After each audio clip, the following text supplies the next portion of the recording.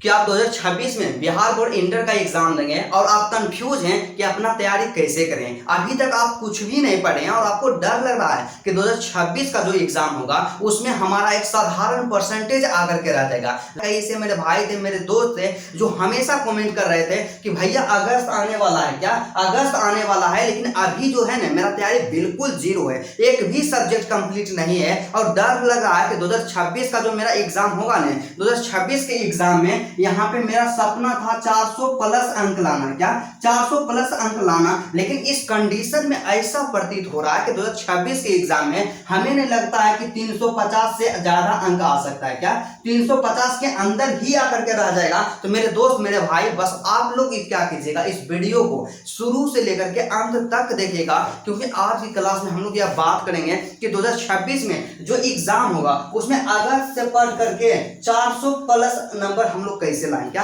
अगस्त से पढ़ करके 400 प्लस नंबर कैसे लाएं, कंप्लीट स्ट्रेटजी बताएंगे कि एक टॉपर जो होता है किस तरह से अपना स्टडी करता है, किन किन चीजों पे ध्यान देता है और अभी से आपको कैसे अपना स्टडी करना चाहिए। तो मेरे दोस्त, मेरे भाई, यदि आपके मन में इन तीन तमाम प्रकार की समस्याएं उत्पन्न हो रही है तो इस वीडियो को आप लोग शुरू से लेकर के अंत तक देखिएगा, आपको एग्जाम में एक बेहतर परसेंटेज जरूर आएगा। चलिए आज की क्लास बिना टाइम का इन्वेस्ट किए मेरे दोस्त स्टार्ट करते हैं। लेकिन उससे पहले बता दें, मेरा नाम है संतोष और स्वागत है आप सभी का आपका अपना प्यारा सा छोटा सा एजुकेशन प्लेटफॉर्म मां शारदे टीचिंग सेंटर में। मेरे दोस्त, मां शारदे टीचिंग सेंटर एक यूट्यूब चैनल ही नहीं बल्कि हम सब का इमोशन है, हम सब का परिवार है। इसलिए मेरे दोस्त, आप लोग पूरा डेडिकेशन के साथ, एक विश्वास के साथ अपना स्टडी कीजिए और आपको एग्जाम में किसी भी प्रकार का दिक्कत नहीं होने देंगे, क्योंकि मेरा टारगेट ही है आप सबको हमेशा एक सही डायरेक्शन दिखाना। और जिस डायरेक्शन को हम आपको बताएंगे ना, जिस टिप्स को आपको हम बताएंगे, उस पर यदि आप चलते हैं, आपको एग्जाम में 100% मैं गारंटी के साथ बोलता हूं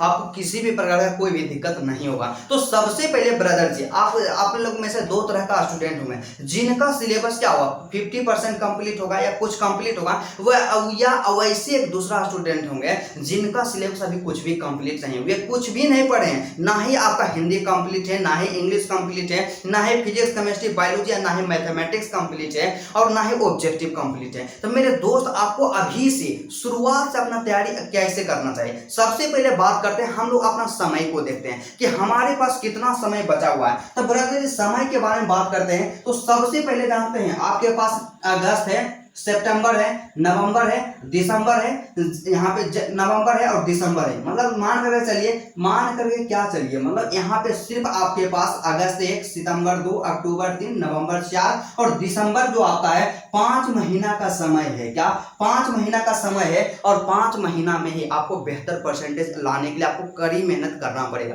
क्योंकि आपको जो लग रहा है 5 महीना का समय जो बचा हुआ है, आपको याद होना चाहिए मेरे दोस्त कि इसी 5 महीना में छठ पर्व आएगा, दीपावली आएगा, दुर्गा पूजा आएगा, कई सारे फेस्टिवल्स आएंगे और इसी साथ यहाँ पे 5 महीना जो है ना, इसी में सब आएगा। मतलब मान करके चलिए ना, आपका जो फेस्टिवल रहेगा ना 1 महीना, इसको तो ऐसे आप घटा दीजिए, मान करके चलिए आपका 4 महीना का समय बचा हुआ है और बहुत ही कम समय बचा हुआ है। लेकिन अच्छा बात यह है ना मेरे दोस्त कि अभी भी आपके पास 4 महीना का समय बचा हुआ है और इस 4 महीना को सही यूटिलाइज कर लेते हैं, एक सही डायरेक्शन में मेहनत करते हैं, स्मार्ट स्टडी के साथ अपना स्टडी करते हैं, तो आपको एक बेहतर परसेंटेज जरूर आएगा, 100% आएगा। तो आपको काम कैसे करना होगा, आपको किस तरह से अपना स्टडी करना है, उस पर हम लोग ध्यान देते हैं। तो सबसे पहले आप लोग क्या कीजिएगा, अपना सिलेबस को देखिए। सबसे पहला स्टेप आपको क्या करना है भाई, अपना सिलेबस को देखना है कि आपका सिलेबस कितना कंप्लीट है, आप कितना चैप्टर पढ़े हैं। सब्जेक्ट वाइज आप लोग देखिए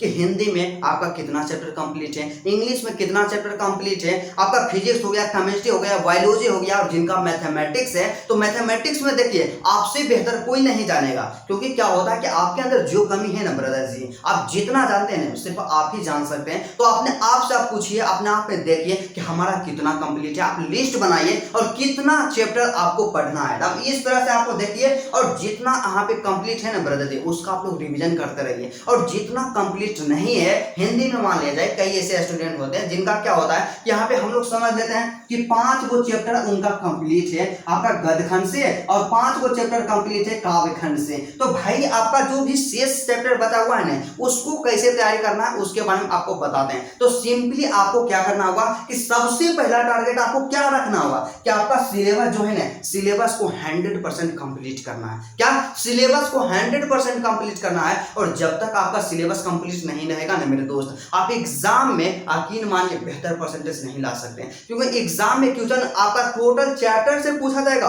और आपका टोटल चैप्टर से क्वेश्चन तभी पूछा आप बना पाइएगा जब तक आपका सिलेबस कंप्लीट रहेगा। तो सिलेबस पे आप लोग ज्यादा फोकस कीजिए, सिलेबस को कंप्लीट करने का प्रयास कीजिए और उसके साथ ही साथ अगला काम क्या करना है, उतना डिटेल में आपको नहीं बताएंगे, आपको हम वही बताएंगे जो आपके लिए जरूरी होता है। तो आपको काम क्या करना है, सिलेबस पे फोकस तो करना होगा, कंसिस्टेंसी के साथ स्टडी करना है। उसके बाद आपको क्या करना है, अभी से क्वेश्चन बैंक, क्या क्वेश्चन बैंक जो है ना ब्रदर जी, क्वेश्चन बैंक को आपको आधार मान करके तैयारी करना होगा। क्वेश्चन बैंक में आपको काम क्या करना होगा कि आप लोग एक चैप्टर हिंदी का पढ़ते हैं जिसका नाम बातचीत है, तो बातचीत का जैसे ही आप एक्सप्लेनेशन पढ़ें तो सबसे पहला काम क्या कीजिए कि आपका जो होता है क्वेश्चन बैंक में, तो क्वेश्चन बैंक में जितना भी क्वेश्चन पूछा गया ना ब्रदर जी, सबको रट जाइए। क्या सबको रट जाइए। उसी तरह से मान लिया जाए आपका फिजिक्स का जो पहला चैप्टर है वैद्युत आवेश तथा क्षेत्र है, तो उसका पहला चैप्टर आप जब सर पढ़ाते होंगे, आप कहीं भी देखिए आप लोग गलती क्या करते हैं,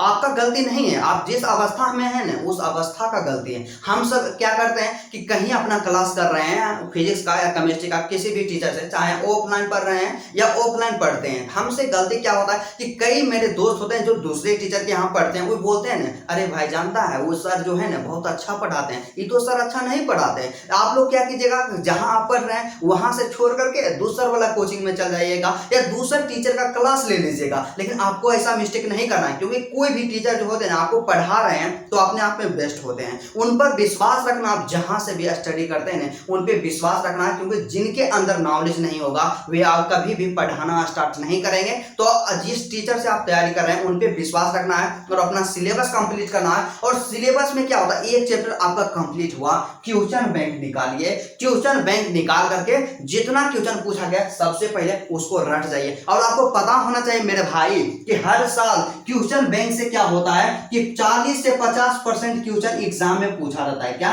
40 से 50% क्वेश्चन एग्जाम में हर साल पूछा जाता है। और हम मेरे बात पे आप विश्वास नहीं कीजिए, हम यह कहते हैं कि आप मेरे बात पे विश्वास नहीं कीजिए। आप लोग क्या कीजिएगा, क्वेश्चन बैंक निकालिए, क्वेश्चन बैंक निकाल करके देखिए, या 2024 का पेपर लीजिए, 2023 का पेपर लीजिए, 2025 का पेपर लीजिए और देखिए कि क्या वास्तव में क्वेश्चन बैंक से 40 से 50% क्वेश्चन पूछा जाता है या नहीं पूछा जाता। आप अपने से देखिए, हम ये नहीं कहते हैं कि हम जो बोलते हैं आप उस पर विश्वास कीजिए, लेकिन आप अपने से देखिए, थोड़ा सा अपने लिए इतना काम आप कीजिए, ठीक है।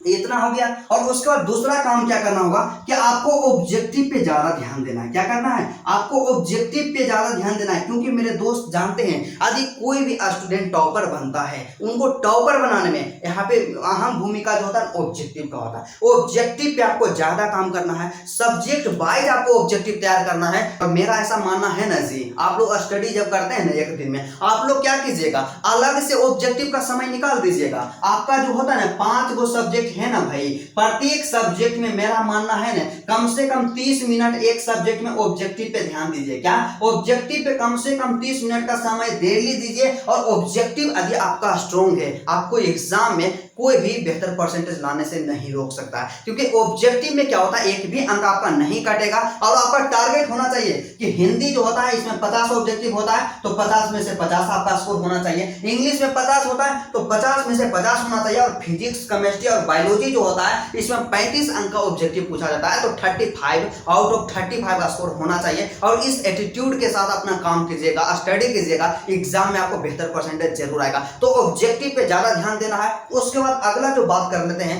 जानते हैं आप लोग गलती क्या करते होंगे, आप लोग अपना नोट्स नहीं बनाते होंगे। आप लोग क्या करते होंगे कि यूट्यूब पे अभी क्या चल रहा है कि कई सारे टीचर यहाँ पे नोट्स देते हैं, तो नो डाउट आपको नोट्स लेना चाहिए, क्योंकि हम खुद भी नोट्स देते हैं तो आपको नोट्स लेना चाहिए। लेकिन आपको जानते काम क्या करना है, आपको अपना खुद का नोट्स बनाना है। उस नोट्स से जो आप जिस भी टीचर का नोट्स लिए हैं तो उस नोट्स से अपना नोट्स बनाने में हेल्प लेना है। ये नहीं कि जो नोट्स दिए हैं उसी नोट्स को रटते रह जाना है। क्योंकि जब आप खुद का नोट्स बनाएगा ना ब्रदर जी, आपको ज़्यादा कॉन्फिडेंस आएगा और आपको पता चलेगा कि हम क्या लिखे हैं। क्योंकि आप टॉपर का नोट्स पढ़िएगा ना तो टॉपर नहीं बनेगा। कोई भी ऐसा नहीं होता है कि आप टॉपर का नोट्स पढ़ लीजिएगा तो आप टॉपर बन जाइएगा। आप बेहतर तभी कीजिएगा जब अपना खुद का नोट्स पढ़िएगा। हम ही नोट्स देते हैं, तो मेरा नोट्स जब हम देते हैं हम क्या बोलते हैं आपको, हम नहीं बोलते हैं कि मेरा नोट्स रट जाइए। मेरा नोट्स का इस्तेमाल आप लोग क्या कीजिए, अपना नोट्स बनाने में कीजिए। किसी क्वेश्चन को आप लोग बना रहे हैं तो आप लोग क्या कीजिएगा, उसको देखिए और उसका आंसर क्या वो अपने से वहां पे बनाइए उसका नोट्स, और आप लोग 100% अपना तैयारी कीजिए, प्रिपरेशन कीजिए। ठीक है, उसके बाद यहाँ पे बात आता है ऑब्जेक्टिव पे, तो आप लोग ध्यान दे दिए। अब आपको काम क्या करना, अगला काम क्या करना, आप लोग अपना नोट्स बना लिए, नोट्स भी आपके पास उपलब्ध है या आप खुद से नहीं भी बनाए, चलिए आपके पास नोट्स आ गया, तो आप क्या करते हैं यहाँ पे गलती, आप लोग यहाँ पे याद नहीं करते हैं। क्या किसी क्वेश्चन को आप लोग याद करने पे ध्यान नहीं देते हैं। आपके पास अभी क्या होगा, दो चीज आप लोग करते होंगे। सबसे पहले आप क्लास जाते होंगे, दूसरा काम ज्यादा आप लोग नोट्स अपना बनाते होंगे, बस इसके अलावा कोई भी काम नहीं करते होंगे। तो लेकिन जानते हैं आपको क्या करना है, यदि आप बेहतर करना चाहते हैं तो आपको जानते हैं याद करने पे ज़्यादा ध्यान देना है, रिमेंबर करने पे ज़्यादा ध्यान देना है, और उसके साथ ही साथ जिसको हम लोग रामबाण कहते हैं, आपको रिवीजन करना है। क्या आपको रिवीजन करना है, क्या आपको रिवीजन करना है। और जब तक आप रिवीजन नहीं करते हैं ना मेरे दोस्त, कभी भी आपको बेहतर परसेंटेज नहीं आएगा। क्योंकि नया चीज़ आप नहीं पढ़िएगा ना, आपको नुकसान नहीं होगा, लेकिन जब आप रिवीजन नहीं कीजिएगा आपको भारी नुकसान होगा। रिवीजन पे ज़्यादा ध्यान और उसके बाद ज्यादा याद करने पे ध्यान दीजिए। इतना काम करते हैं, और उसके साथ ही साथ यदि आप टॉपर बनते हैं, और कोई टॉपर जो होता है वो टॉपर बनाने में एक चीज और ये अहम भूमिका निभाता है, जो कि क्या है, उनका हैंड राइटिंग है। क्या है, हैंड राइटिंग है। तो भाई हैंड राइटिंग में क्या काम करना है, तो हैंड राइटिंग में जानते हैं ब्रदर जी, आपको दो को काम करना है। सबसे पहले आपका हैंड राइटिंग जो है गुड होना चाहिए, अच्छा होना चाहिए। उसके साथ ही साथ हैंड राइटिंग का जो है ना स्पीड ठीक ठाक होना चाहिए। क्योंकि जब तक आपका स्पीड नहीं रहेगा तब तक आप एग्जाम में पूरा क्वेश्चन अटेम्प्ट नहीं कीजिएगा। और आपको इस समय हम इस बात को इसलिए याद दिलवा रहे हैं क्योंकि अभी समय है, आप अपने हैंड राइटिंग के स्पीड को बढ़ा सकते हैं। आप लोग स्पीड में लिखने का प्रयास कीजिए और स्पीड में लिखिए, और उसके साथ ही साथ आपका लिखावट जो है अच्छा होना चाहिए। और इतना चीज पे यदि आप कंट्रोल कर लेते हैं, इतना चीज पे आप लोग ध्यान देते हैं, आपको एग्जाम में बेहतर करने से कोई न रोके। और आपसे लास्ट में हम यही कहना चाहेंगे मेरे भाई कि आप बेहतर तभी लाइएगा जब सभी सब्जेक्ट पे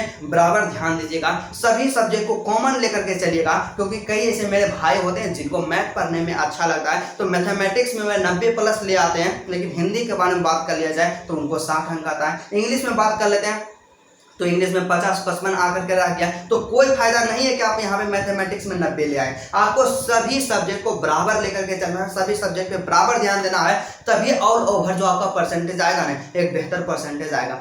तो मेरे दोस्त आज का क्लास यहीं तक रहता है। यदि आपको वीडियो अच्छा लगा तो वीडियो को दिल से लाइक कर दीजिएगा, और मेरे चैनल पे यदि आप नए हैं मेरे दोस्त और अभी तक मेरे चैनल को सब्सक्राइब नहीं किए हैं तो चैनल को भी सब्सक्राइब जरूर कर लीजिएगा। और कमेंट करके बताइएगा आपको किस सब्जेक्ट में किसी भी प्रकार का कोई भी सब्जेक्ट में दिक्कत हो, आप लोग कमेंट कीजिएगा। और आप लोग क्या कीजिएगा, आज कमेंट कीजिए, इस चीज को भी कमेंट कीजिए कि आपको जो है आज क्लास कैसा लगा। क्या आपको इस तरह का क्लास चाहिए, आपको किसी भी सब्जेक्ट में दिक्कत है, बेहिचक कमेंट कीजिए मेरे दोस्त, क्योंकि आपके लिए हम और टाइम खड़ा रहते हैं। आपको प्रॉब्लम होता है पर्सनली आप लोग मैसेज कर सकते हैं, कॉल कर सकते हैं। और आपको इन्फॉर्मेशन के लिए बता दें ब्रदर जी, हिंदी का नोट्स कंप्लीट हो चुका है, और नोट्स लेने के लिए व्हाट्सएप ग्रुप है या मेरा नंबर है, आप लोग नोट कर लीजिएगा 9113177288। इस नोट्स को बहुत ही बेहतरीन तरीका से डिजाइन किया गया है। इसमें क्या होता है कि सभी इंपोर्टेंट पॉइंट ऐड किया गया है, जिससे कि ऑब्जेक्टिव क्वेश्चन पूछा जाता है, और वैसा क्वेश्चन जो एग्जाम में पूछा गया, तमाम क्वेश्चन को यहाँ पे नोट किया गया है, लिखा गया है, बिल्कुल हम अपने से लिखे हैं। और यकीन मानिए आप इस नोट्स को यदि आप कंप्लीट कर लेते हैं, इस नोट्स से अपना नोट्स बनाने में हेल्प लेते हैं, तो आपको एक बेहतर परसेंटेज जरूर आ सकता है। तो चलिए आज क्लास यहीं करता है, फिर आपसे मिलते हैं नेक्स्ट वीडियो में और नेक्स्ट